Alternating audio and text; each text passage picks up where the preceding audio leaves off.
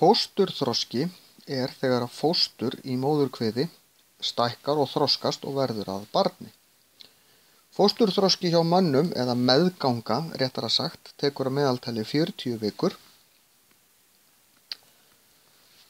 Það er talin eðlileg meðganga frá 38 upp í 42 vikur. Með nútíma læknavísindum er nú yfirleitt í lagi þó að börn fæðist eitthvað fyrr en það. En í upphafi er þetta bara ein fruma sem við kallum okfrumu. Hún skiptir sér og verður að 2, þær skipta sér og verða að 4 og þannig myndast bolti af frumum sem heitir blastúla. Blastúlan leggst svo saman, verður svolítið eins og sprunginn bolti, heitir þá gastrúla, pínlítið flókið, en síðan lokast hún og myndar gat og þetta gat verður á endanum að endaþarminum hjá okkur.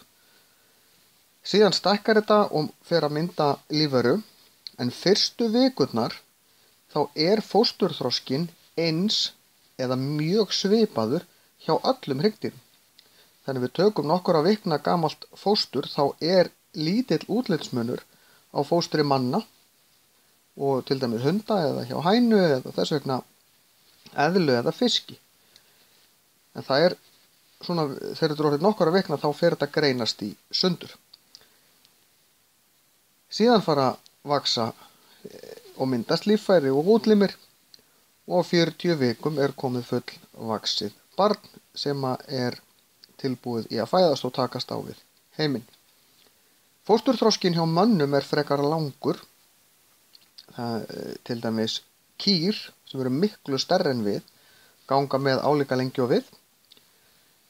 Það er vegna þess og yfirleitt er fósturþroskinn í samræmi við stærð, þannig að stærri dýr ganga lengur með, en við erum með miklu lengri meðgöngutíma heldur en önnur dýr af svipari stærð vegna þess að heilinn í okkur tekur svo langan tíma að þroskast.